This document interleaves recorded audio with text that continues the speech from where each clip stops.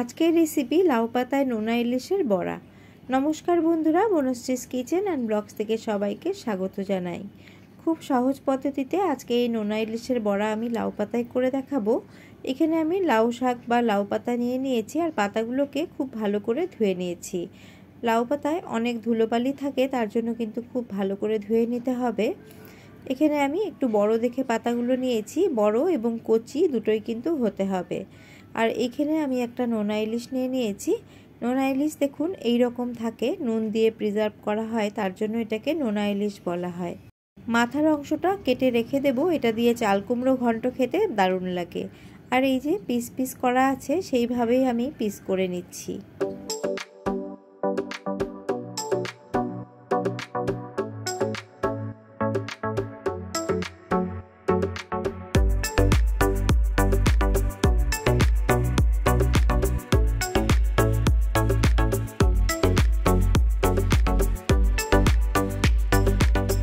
মাথার অংশ এবং লেজের অংশ বাদ দিয়ে বাদবাকি মাছটা আমি নিয়েছি।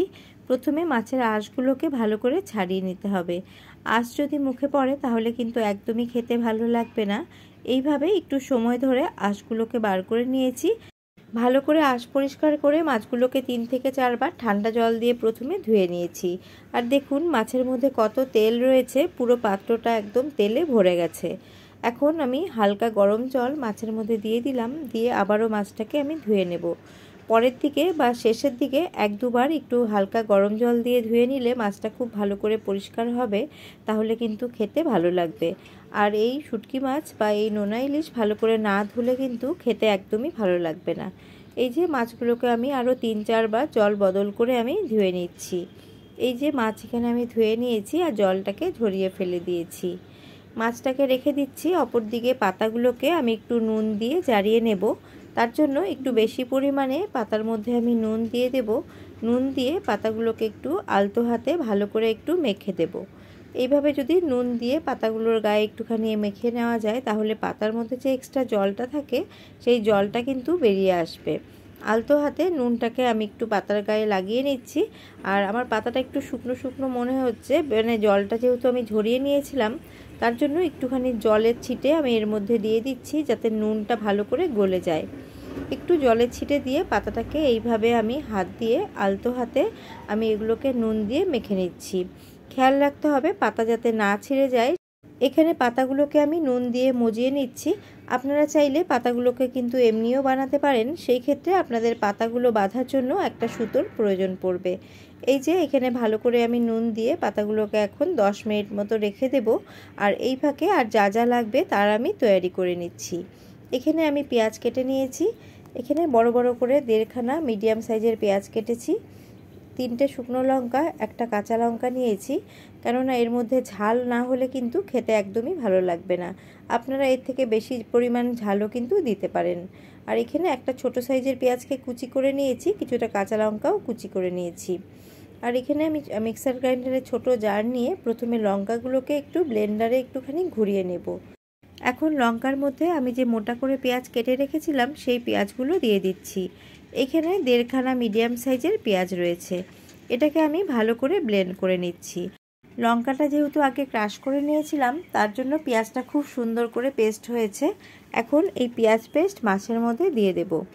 আর এখানে মাছের মধ্যে পুরোটা পেস্ট আমার লাগবে না, একটুখানি পেস্ট রয়ে যাবে, কেননা পুরোটা পেস্ট দিয়ে দিলে মাছের যে একটা আলাদা স্বাদ আছে সেই স্বাদটা কিন্তু পাওয়া যাবে না। এখানে আমি এই পরিমাণ পেঁয়াজের পেস্ট দিলাম। আর 1 টেবিল চামচ মতো পেঁয়াজ পেস্ট আমার বেঁচে গেছে, ওটা আমি রেখে দিচ্ছি। একটা ছোট সাইজের পেঁয়াজকে মিহি করে কেটে রেখেছিলাম, সেই পেঁয়াজটাও এখন দিয়ে দিচ্ছি। আর যে লঙ্কা আমি কুচি করে রেখেছিলাম, একটা কাঁচা লঙ্কা, সেই কাঁচা লঙ্কাটাও দিয়ে দিচ্ছি। এতে এর ফ্লেভারটা কিন্তু খুব ভালো হবে।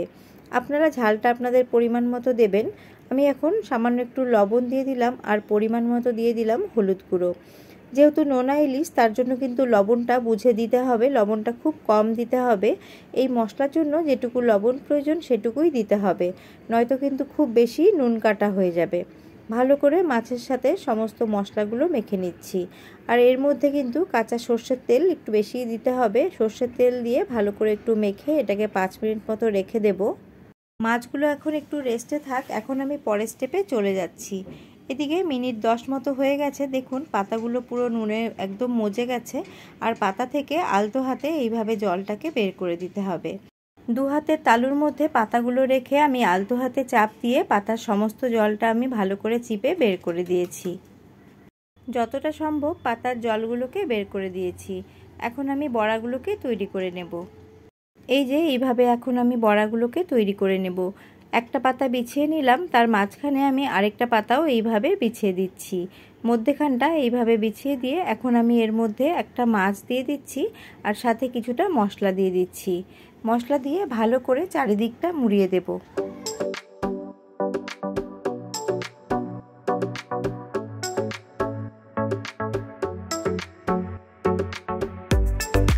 একইভাবে আমি আরেকটা বড়াও তৈরি করে দেখিয়ে দিচ্ছি। এইভাবে আমি 4টে বড়া তৈরি করে নিয়েছি। একটা পাতা বেঁচে ছিল, তার মধ্যে চিংড়ি মাছ দিয়ে একটা বড়া আমার হাজবেন্ড তৈরি করে নিয়েছে। এখন গ্যাসের মধ্যে আমি একটা কড়া বসিয়ে দিয়েছি। এই রকম ছড়ানো কড়া হলে কিন্তু বেশি ভালো হবে, একবারে সমস্ত বড়াগুলোই ভাজা যাবে। পরিমাণ মতো দিয়ে দিলাম সর্ষের তেল, আর এখানে কিন্তু অবশ্যই সর্ষের তেল দিতে হবে। তেল হালকা গরম হয়ে গেলে এখন বড়াগুলোকে আমি একে একে দিয়ে দিচ্ছি।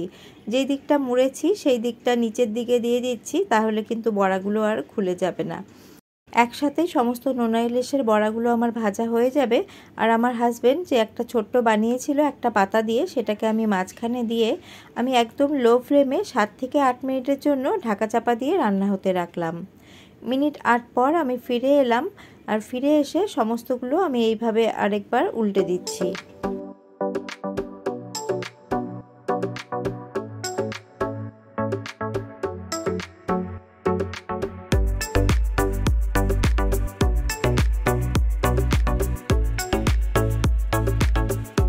বড়াগুলোকে উল্টে দিয়ে আবারও লো ফ্লেম করে 7 থেকে 8 মিনিটের জন্য ঢাকা চাপা দিয়ে রান্না হতে রাখলাম। ফিরে এলাম 8 মিনিট পর। এবার আমি বড়াগুলোকে আরেক পিঠে উল্টে দিচ্ছি। এখন আর আমি ঢাকা চাপা দিয়ে রান্না করব না, এখন খোলা রেখেই 3 থেকে 4 মিনিট লো ফ্লেমে আরও এগুলোকে ভেজে নেব। তাহলে কিন্তু আমার বড়াটা তৈরি হয়ে যাবে। লাউ পাতায় পাতুরি বা বড়া বানালে কিন্তু সাথে লাউ পাতাটাও খেতে খুব ভাল লাগে। এই যে আমি সমস্তগুলো উল্টে দিয়েছি। উল্টে দিয়ে আমি 3 থেকে 4 মিনিট একদম লো ফ্লেম করে আমি এগুলোকে আরেকটুখানি ভেজে নেব। আপনাদের যদি মনে হয় যে আরেকটু তেলের প্রয়োজন, সেই ক্ষেত্রে এর মধ্যে আরেকটু কাঁচা সর্ষের তেল আপনারা দিয়ে তারপরেও ভেজে নিতে পারেন। আমার আরও 3 থেকে 4 মিনিট ভাজা হয়ে গেছে। আর দেখুন আমি এখন প্লেটের মধ্যে সার্ভ করে দিচ্ছি। গরম ভাতের সাথে এইরকম বড়া থাকলে এক থালা ভাত নিমেষে শেষ হয়ে যাবে। আমি আপনাদের খুলে দেখাচ্ছি, দেখুন বড়াটা কীরকম হয়েছে। যারা নোনা ইলিশ খান অথচ এইভাবে কখনো বড়া খাননি, তারা অবশ্যই এইভাবে একবার বড়া বানিয়ে খেয়ে দেখবেন। আশা করি আপনাদের খুব ভালো লাগবে। অনেকেই আছেন শুটকি মাছ বা ড্রাই ফিশ খান না, তাদের কথা আলাদা, আর যারা খান তারা কিন্তু এর স্বাদটা জানেন। আর দেখুন আমার একদম রেডি হয়ে গেছে। আর আমার আজকের এই রেসিপি আপনাদের কেমন লাগলো আমাকে কমেন্ট করে অবশ্যই জানাবেন। নতুন কোনো বন্ধু আমার চ্যানেলে এসে থাকলে আমার চ্যানেলটিকে সাবস্ক্রাইব করার অনুরোধ রইল। আবারও হাজির হয়ে যাব অন্য কোনো রেসিপি নিয়ে বা ব্লগ ভিডিও নিয়ে। আজ এই পর্যন্তই, নমস্কার।